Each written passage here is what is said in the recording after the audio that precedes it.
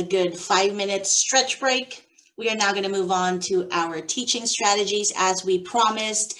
This is the B part. Behavior, skill building is what we're focused on when it comes to teaching strategies. Set up our environment for success, have the prevention strategies, and then we want to make sure we teach them, right? The good news is we're all educators here. Yay, problem solved. And that is the end of our presentation today. We already solved the problem, right? But kidding aside, here are a few of the behavioral strategies involved in teaching, right? So the first one is prompting. And one of my favorite behavior analysts, Dr. Bondi, if you're familiar with PECS, Picture Exchange Communication System, him and his wife, who's a speech pathologist, and he's a BCBA, they created that program, PECS. And he said, prompts go away, cues stay. Right? And so we have a lot of environmental cues in our society or in the classroom, right? You have a clock to tell you the time. You have the sidewalk to tell you this is where you walk, right? And our goal is to, in the beginning, when we're trying to teach that behavior, we prompt our students so that they can,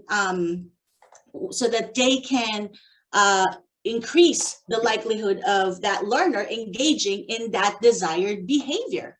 Right? We want to make sure that we prompt our students, and it could be different kinds of prompts. It could be a visual prompt, a sign that says, wash your hands, right? It can also be, a verbal prompt, right? Class, let's go, time to line up. Right? We prompt our students to engage in that desired behavior. We remind them verbally, visually. Your visual schedule in your classroom or the agenda that you post, that's a prompt. Right? Sometimes it could be a physical prompt. You're guiding your student to kind of walk if they need a little help, and you're prompting, you're pointing, a gestural prompt, you're pointing to the sidewalk, walk on the sidewalk. Right? But these prompts, we plan for them as educators. We plan to fade them because prompts will go away, but the cues stay. But we have now taught our students to rely on the environmental cues. They're going to match it to the cues in the environment. They see it's 12 o'clock. I know I'm starting to get hungry, right? That's my cue. I need lunch, or it's lunchtime, or 3:15, it's dismissal time, right? Now, the next one is shaping. Shaping is reinforcing successive approximations. We didn't learn to ride the bike the minute we said, okay, mommy, buy me a bike. My 8-year-old, my 7-year-old, they didn't learn to ride the bike the minute we bought them at Christmas. They didn't, right? First, there were training wheels, then we removed them, then they're practicing while you in the back, then you gently release, you're shaping that behavior. And each time they meet the successive approximation,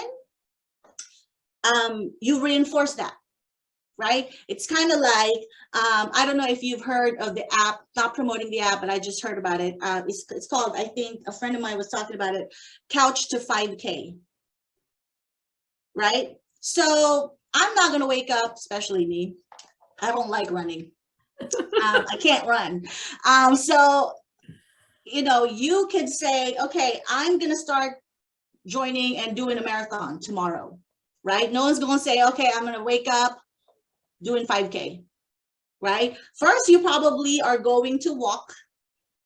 It's probably going to be about 10 minutes, 20 minutes, 30 minutes. Then you suddenly, increase it, right? And then you shape your behavior to maybe you're jogging, right? And then you're running or you're doing the marathon, right? So, same thing with behavior. We want to shape behavior, and it might be hard sometimes, especially if we're reinforcing successive approximations of behaviors that are typically something that we don't like in the class, right? We want to shape that behavior. We want to shape Natalie staying in her seat behavior because she is an eloper. She's outside on the yard playing all day. She don't want to leave even when recess is over. So guess what? I'm going to reinforce the successive approximations of Natalie coming into class. So when she's standing outside the door, thank you, Natalie.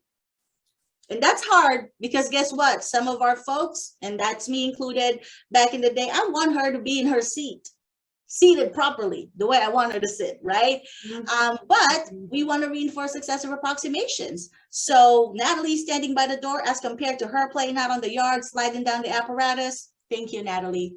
I'm glad you're here today. Then she's in the back of the class, playing with the markers in the back, but she's standing in the back, inside the classroom. That's kind of still, might be annoying for some teachers. We all have our little pet peeves. But guess what? She's inside.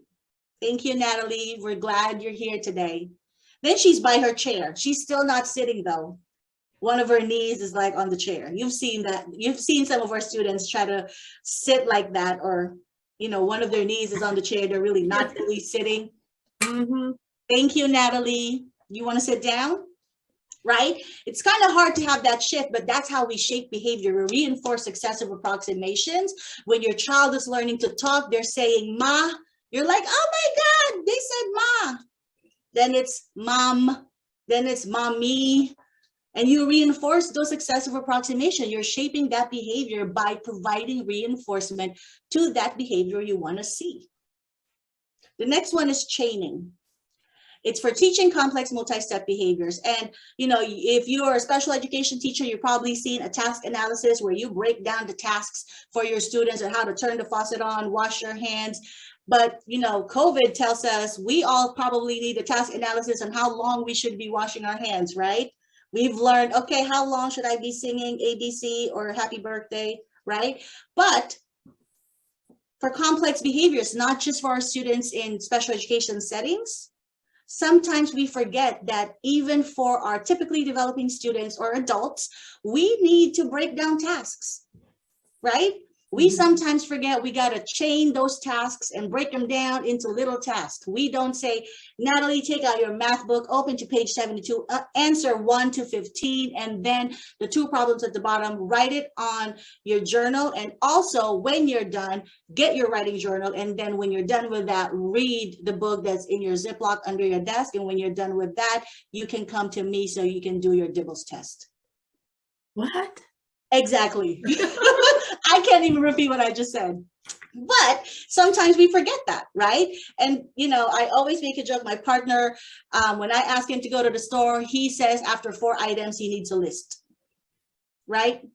Because sometimes we, even as adults, we need reminders. We need to break down the tasks, right? And that's okay. We just need to get reminded that some of our learners need that too. And behavior skills training tells us this is how we should teach any skill, including behavior. We provide instruction.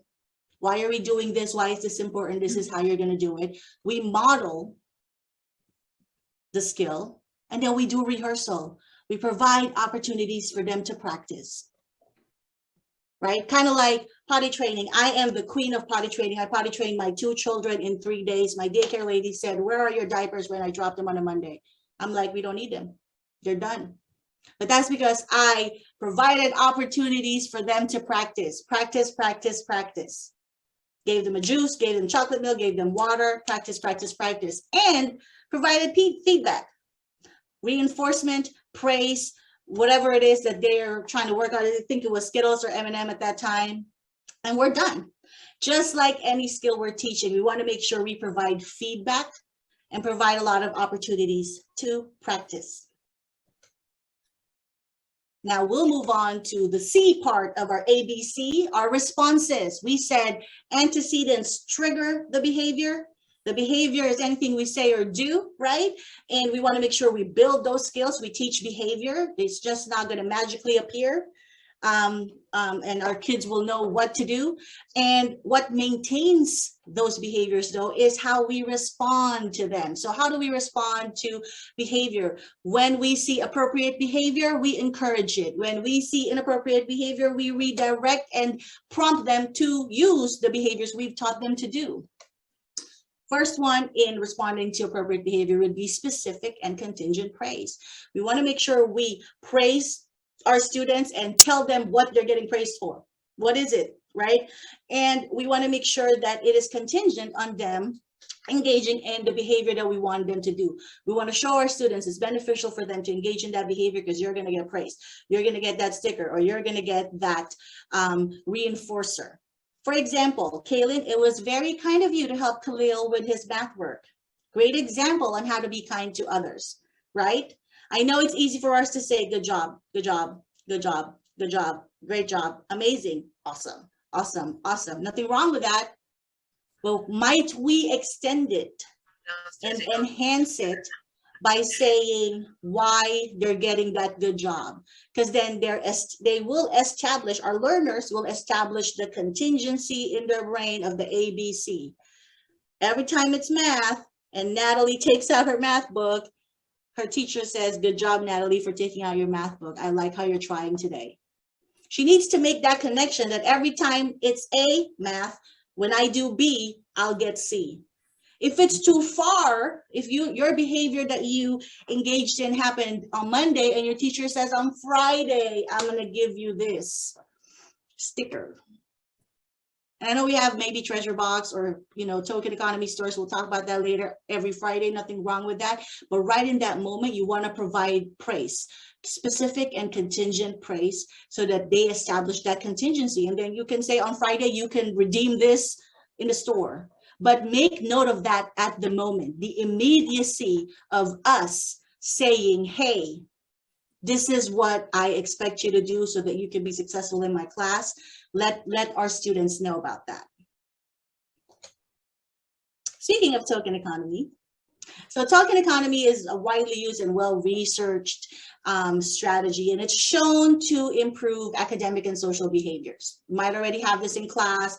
You might have these colorful tickets, or you might have your tiger paws, or my kid's school has the golden bear, and they're like so excited because they get to redeem it every Friday, which is today. My son was mad at me this morning because he was trying to find a little crumpled golden bear that I couldn't even read anymore. But they're excited because they're really doing it at their school, right? A note about it is that we have to make sure, again, that the reinforcers in that store, if we're going to use it, are things that they want to work for, right? Additionally, we want to make sure that even though we can get busy, let's make sure that if we promise the kids the store is opening on Friday, let it open on Friday and not say, okay, we'll just do it on Monday. Right? Because that has happened to my kid in the beginning of the year. They ran out of time, and that happens, but they were really, really sad. And, it kind of makes you think, if that was you, would you then say, okay, why will I even work for it? That store's not even opening anyway, right? It's very rarely open. I've now lost the tickets. They're all wrinkled. And, my mom washed it. It's in the pocket because I never get to use them. The store is never open. So let's make sure that we are consistent when we're using these strategies, because they do work, right? It might take some time. And again, it doesn't have to be something that can cost money. It could be 5 minutes sitting with my friend, 5 minutes listening to music before the end of class, right? Depending on your phone policy at your school. It could be 5 minutes of, 5 minutes of teacher for a day, or I'll do the calendar today. I'm line leader for a day. I get to pick where I sit for today. And, when my kids were still on Zoom last year, they got to change their name all day. And my child wanted to be called Princess something all day. And that was like, she used 50 points for that, right? She used 50 points of her dojo points for that. And I'm like, really 50? But she wanted it, right? But I wouldn't have thought that. But I guess the teacher surveyed her kids, right? Surveyed the class. What do you want to work for? And it could be so, like somebody said in the chat, it doesn't have to cost money. It doesn't have to cost a lot of prep. And sometimes they just want to spend time with you. 5 minutes of recess, chit-chatting with a teacher, that also works. Another one that we could use to respond to behaviors in our classroom are group contingencies.